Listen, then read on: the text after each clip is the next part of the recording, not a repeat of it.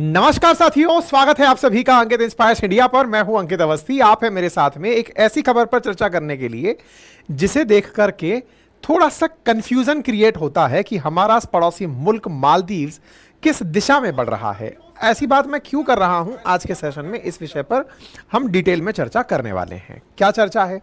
मोहम्मद मुइज्जू, उम्मीद है कि आप इन्हें जानते हो। ये वो व्यक्ति हैं जिन्होंने भारत के खिलाफ मालदीव्स में इंडिया आउट कैंपेन चलाकर राष्ट्रपति पद पा लिया था। ये वही व्यक्ति हैं जो हाल ही में भारत के प्रधानमंत्री नरेंद्र मोदी जी के शपथ ग्रहण समारोह में इंडिया पहुंचे थे। ये वही व्यक्ति हैं जो शपथ ग्रहण समारोह में राष्ट्रपति भवन में प्रधानमंत्री के बगल और राष्ट्रपति के बगल में खड़े होकर तस्वीरें खिंचवाए थे। ये वही व्यक्ति हैं जो कि डिनर के समय प्रधानमंत्री के साथ टेबल साझा किए थे। ये वही व्यक्ति हैं जो कि हाल ही में भारत के विदेश मंत्री से भी दिल्ली में आकर मिले हैं। लेकिन ये जिस दौर में अपनी मित्रता निभा रहे थे, उसी समय पर मालदीव्स के अंदर एक पार्लियामेंट्री कमेटी बनती है और वो कहती है कि भारत के साथ जो हमने पहले एग्रीमेंट किए हुए हैं पुरानी सरकारों ने, हम उनकी जांच करेंगे। ये क्या है? मतलब कभी खुशी कभी गम, क्या चल रहा है? मतलब ये इनकी जो हंसी है, अब ये तो चाह रहे हैं कि भारत के साथ रिश्ते सामान्य हो, लेकिन जो इनकी पार्टी है वो पार्टी क्या वाकई में रिश्ते सामान्य होने देगी? आज का विषय यही है। ऐसे कौन से मामले हैं जिन्हें मालदीव्स के अंदर पार्लियामेंट्री कमेटी रिव्यू करना चाहती है? आज के सेशन में डिटेल से चर्चा करेंगे। तो आज का सेशन इस विषय पर है कि क्या मालदीव्स अपने रिलेशंस को लेकर भारत के साथ जो रिलेशंस हैं उन्हें लेकर के दोबारा से रीथिंक में है, थिंकिंग कर रहा है, या फिर जैसे चीजें चल रही हैं उन्हें चलते रहने दे रहा है। विस्तार से बताएंगे, लेकिन गुजारिश है जिन्होंने सब्सक्राइब नहीं किया हुआ है चैनल सब्सक्राइब कर लें। जिन्होंने ऑलरेडी सब्सक्राइब कर लिया है वीडियो को लाइक कर लें, साथियों से साझा कर दें, लिए चूज कर सकते हैं। चलिए तो स्वागत करते हैं मोहम्मद मुइज्जू का। आपको याद होगा कि मुइज्जू और भारत के बीच का जो विवाद है इस सुर्खियों में आया जब ये राष्ट्रपति बनने के लिए भारत के लोगों को बाहर निकालने का कैंपेन चलाए थे। इनके द्वारा चलाया गया कैंपेन भारत के प्रधानमंत्री द्वारा लक्षद्वीप की यात्रा से काउंटर किया गया था। लक्षद्वीप जाने से मालदीव्स को बहुत ज्यादा टूरिज्म में नुकसान हुआ था। ऐसी स्थिति में मुइज्जू लेकिन अपने राष्ट्रपति पद तक पहुंच गए और वहीं दूसरी ओर भारत में भी लोकसभा चुनाव का दौर शुरू हो गया। लोकसभा चुनाव के अंदर प्रधानमंत्री नरेंद्र मोदी तीसरी बार लगातार प्रधानमंत्री बनने में कामयाब हुए। जैसे ही प्रधानमंत्री नरेंद्र मोदी तीसरी बार शपथ लेते हैं या फिर तीसरी बार कंफर्म होते हैं कि ये प्राइम मिनिस्टर बन रहे हैं, उसी समय मुइज्जू के द्वारा इन्हें ट्वीट करके बधाई दी जाती है। मुइज्जू का ट्वीट आप यहां पर देख सकते हैं जिसमें ये बधाई देते हुए दिख रहे हैं। इंटरेस्टिंग चीज देखिए, इस ट्वीट को 3.1 मिलियन बार देखा गया है। एक और इंटरेस्टिंग बात समझिए, मालदीव्स की पॉपुलेशन 5.5 लाख है, 31 लाख लोगों ने यह देखा है। हम ये भी मान लें कि मालदीव्स की पूरी पॉपुलेशन भी अगर ट्विटर यूज करती हो तो भी वो इससे 1/6 टाइम्स कम है। अब आप सोच कर देखिए कि इनका जो भी ट्वीट है वो वर्ल्ड वाइड कितना मायने रख रहा है। भारत के साथ मालदीव्स के क्या रिलेशन हैं, ये बहुत मायने रख रहे हैं। यही कारण है कि यहां पर आपको ये इंप्रेशन इतना हाई दिख रहा है। खैर, इन्होंने प्रधानमंत्री को अपनी तरफ से बधाई दी। प्रधानमंत्री ने भी अपनी तरफ से कहा कि जब मैं शपथ लूं तो आप पधारिएगा शपथ ग्रहण समारोह में।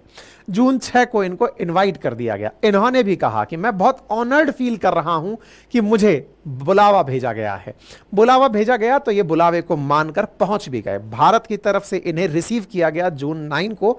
आप यहां पर ये तस्वीरें देख सकते हैं। आप भारत पहुंचते हैं और जब भारत पहुंचते हैं तो भारत पहुंचकर प्रधानमंत्री के शपथ ग्रहण समारोह में शरीक होते हैं।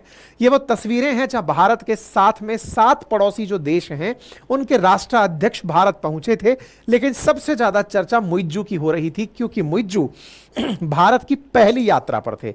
हालांकि हमेशा ऐसा रहा है कि मालदीव्स के राष्ट्रपति जो भी बनते हैं वो पहले सबसे पहली यात्रा भारत की करते हैं, लेकिन इन्होंने इस परिपाटी को तोड़ते हुए तुर्की की यात्रा की थी, फिर ये चाइना की यात्रा पर गए थे।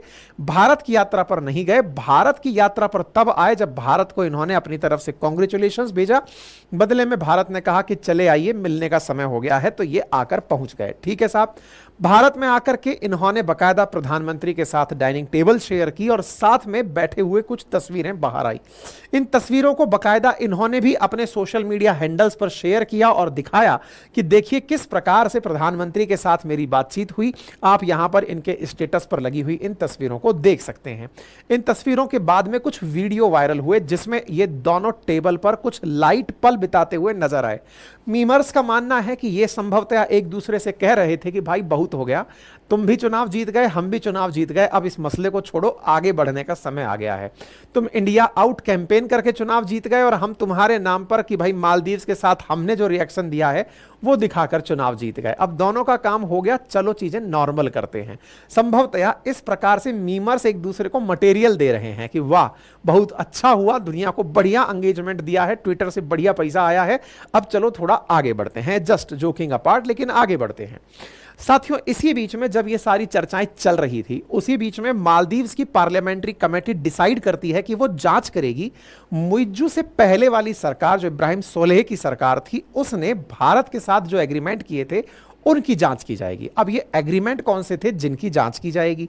इंटरेस्टिंग फैक्ट ये है कि मुइज्जू तो बड़े कंफर्टेबल दिखाई दे रहे हैं प्रधानमंत्री के साथ बातचीत में, लेकिन इनके यहाँ की पार्लियामेंट कमेटी बोल रही है कि भारत के साथ पुराने जो हमारे एग्रीमेंट हो रखे हैं उन्हें हम जांचेंगे कि उसमें कोई गड़बड़ तो नहीं है।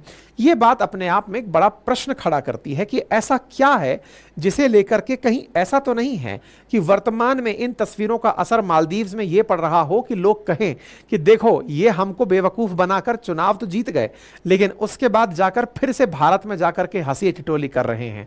तो हो सकता है कि इनकी राजनीतिक पार्टी ने जनता के सामने अपनी इमेज को बरकरार रखने के लिए कि नहीं हम अभी तक झुके नहीं हैं, भारत के साथ हर मुद्दे की जांच की जाएगी। कुछ भी कहना कयास लगाने जैसा होगा, इंटरनल डायनेमिक्स तो अपन भी नहीं जानते।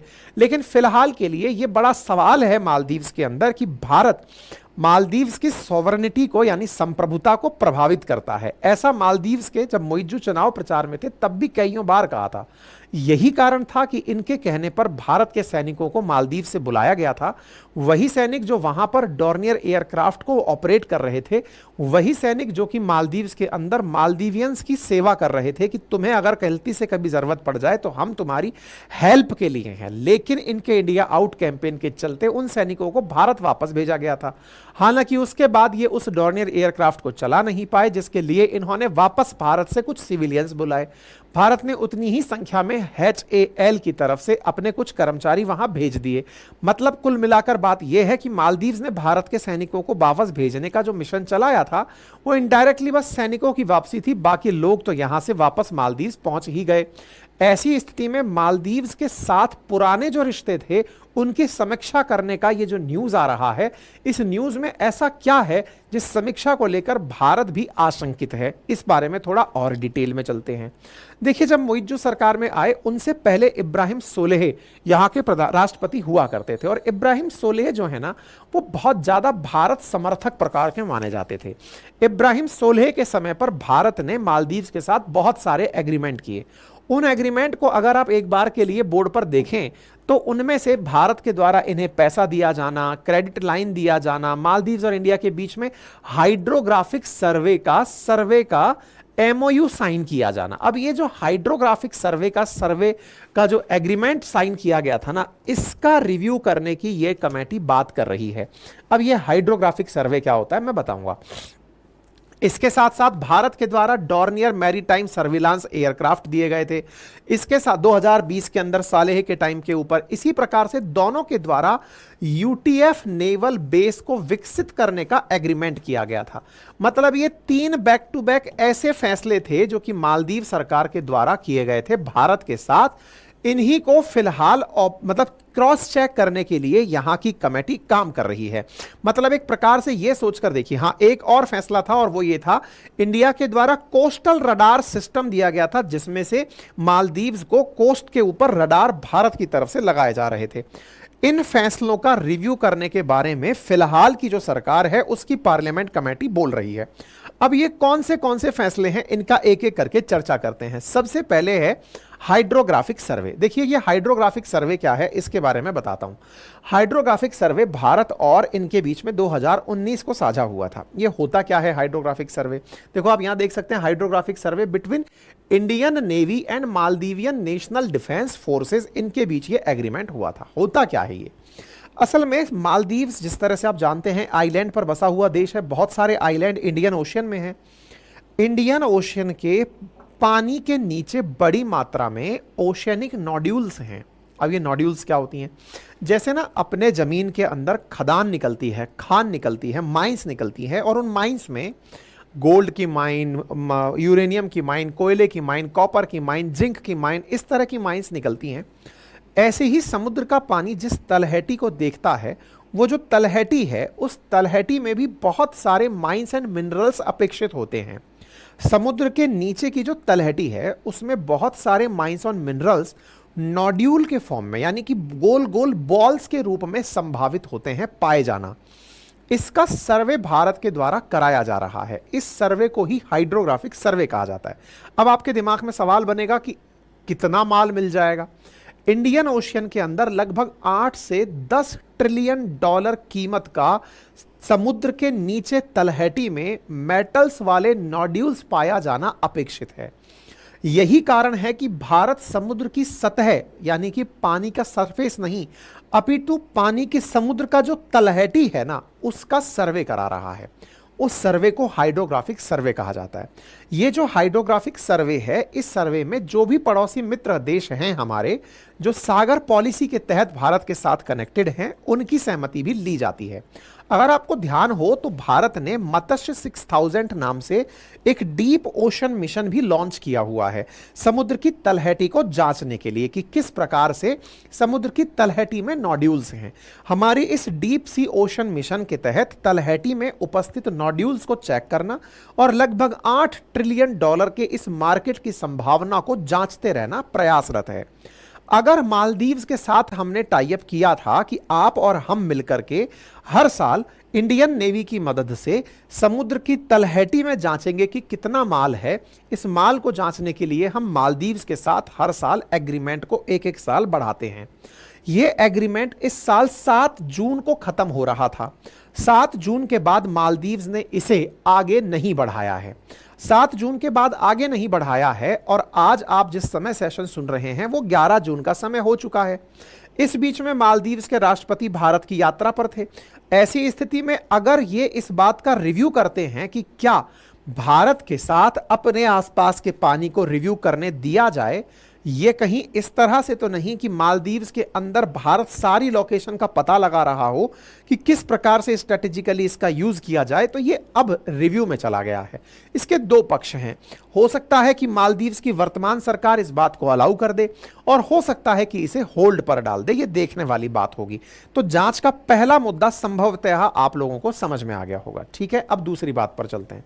साथियों, एक ऐसा ही एग्रीमेंट एक बहुत गुप्त तरीके से भारत ने मालदीव्स के साथ और किया था। जब इब्राहिम सालेह यहां के राष्ट्रपति हुआ करते थे, उस समय एक एग्रीमेंट हुआ, और वो क्या है?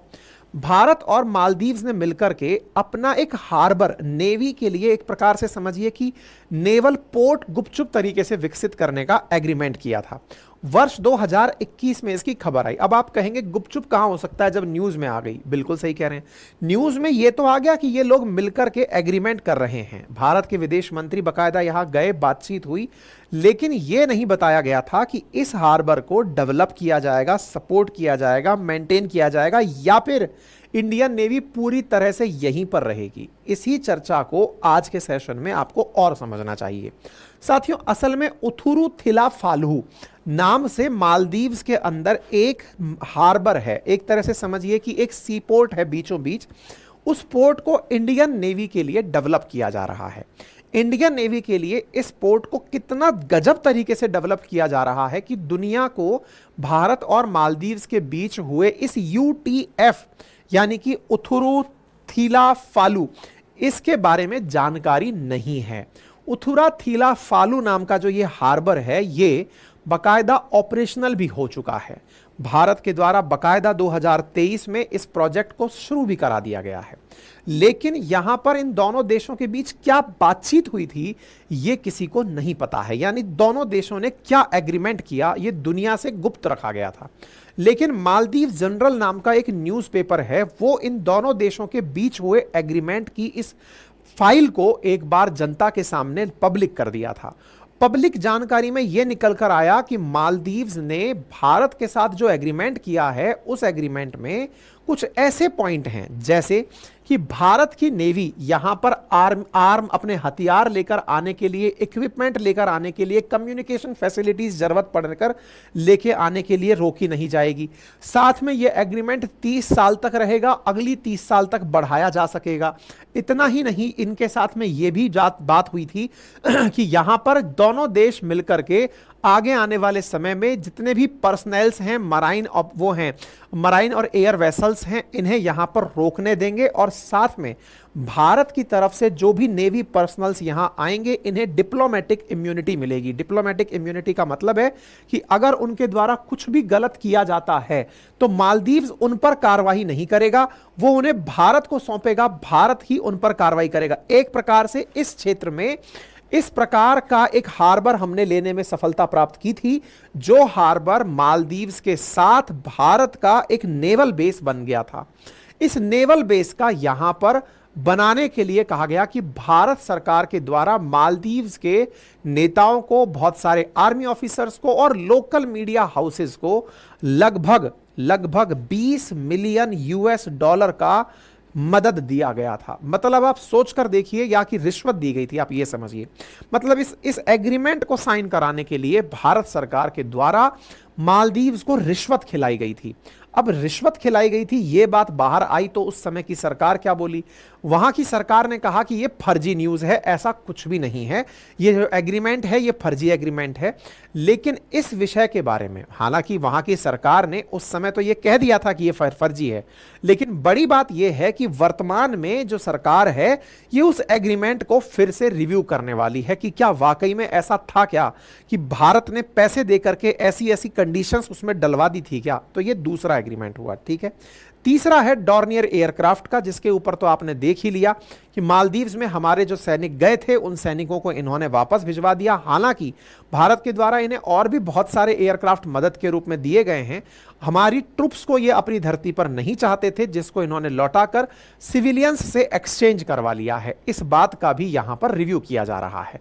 तो उम्मीद है कि अब आपको यह समझ में आया होगा कि मालदीव्स की तरफ से भारत की यात्रा और भारत की यात्रा के बाद वहां की पार्लियामेंट्री कमेटी के द्वारा इस तरह के क्रियाकलाप करना, या तो ये चाइना को खुश करने का प्रयास है, क्योंकि मालदीव्स की वर्तमान सरकार प्रो चाइना बताई गई है। ऐसी स्थिति में हो सकता है कि कहीं ऐसा मैसेज ना चला जाए चाइना को कि मुइज्जू वहां जाकर बड़े खुश हैं। ऐसी स्थिति में कहीं दुनिया को यह मैसेज ना चला जाए कि चुनाव के समय इन्होंने जनता को बेवकूफ बनाया, इसलिए संभवतया इस तरह का स्टैटिक्स अपनाया गया हो। हालांकि मुइज्जू जब वहां से वापस पहुंचे, भारत से यहां वापस पहुंचे, तो इन्होंने बकायदा बहुत अच्छे से अपनी तरफ से रिएक्शंस दिए वहां जाकर के। भारत में जब थे तो आपने भारत के राष्ट्रपति से भी मुलाकात की थी, यहां पर बकायदा इन्होंने भारत के विदेश मंत्री से भी मुलाकात की थी और प्रॉपर तरीके से मुलाकात हुई थी। इन्होंने बकायदा लोकल मीडिया को अपनी तरफ से दिए इंटरव्यू में ये बहुत खुशी जाहिर की थी कि मेरी ये यात्रा है, ये बहुत अच्छी यात्रा रही, भारत के साथ में हमारे संबंध और बेहतर होंगे और हम लोग मिलकर के काम करेंगे। इनके जो रिएक्शंस हैं ना, जो मीडिया को दिए गए थे, उन रिएक्शंस में कहीं से कहीं तक ये नहीं दिखाई दे रहा था कि मुइज्जू भारत के खिलाफ सेंटिमेंट लेकर लौटे हैं। इनको देखकर यही फीलिंग हो रहा था कि ये भारत आकर बहुत ही सकारात्मक रूप से वापस अपने देश लौटे हैं। लेकिन इनकी पार्लियामेंट्री कमेटी के बयान से मुइज्जू का भारत के प्रति जो नजरिया है उसे सोचने पर विवश होना पड़ रहा है। हालांकि इस विषय पर जब भारत के विदेश मंत्री से पूछा गया कि क्या रहा, तो इन्होंने कहा कि देखिए, भारत अपने पड़ोसियों को लेकर के बहुत ज्यादा सजग है और वो हमारी प्राथमिकता है। नेबर फर्स्ट की पॉलिसी के तहत हम अपना काम कर रहे हैं। भारत के विदेश मंत्री एस जयशंकर साहब के द्वारा अपना कार्यकाल दोबारा ग्रहण किया गया। पत्रकारों को दिए जवाब में इन्होंने साफ कहा कि हम अपने पड़ोसियों को लेकर सजग हैं और इनकी किसी भी कीमत पर जाकर मदद करने को भी तैयार हैं। बाकी आप खुद इस विषय पर क्या सोचते हैं, अपनी राय कमेंट बॉक्स में जरूर बताएं कि मुइज्जू दबाव में है, मुइज्जू एक तरफ से भारत के साथ दोस्ती रखते हैं और दूसरी तरफ चाइना को खुश रखना चाहते हैं, या मुइज्जू खुद ही अपनी बिछाई बिसात में फंस गए हैं। आप भी अपनी राय कमेंट बॉक्स में जरूर रखें। फिलहाल के लिए इतना ही। जो चैनल ऑलरेडी सब्सक्राइब कर चुके हैं वो वीडियो को लाइक कर दें, साथ ही अपने साथियों के साथ उसे साझा कर दें, और जो लोग अभी तक सब्सक्राइब नहीं किए हुए हैं चैनल को सब्सक्राइब कर लें, जिसका कोई कीमत नहीं लगता है। ठीक है।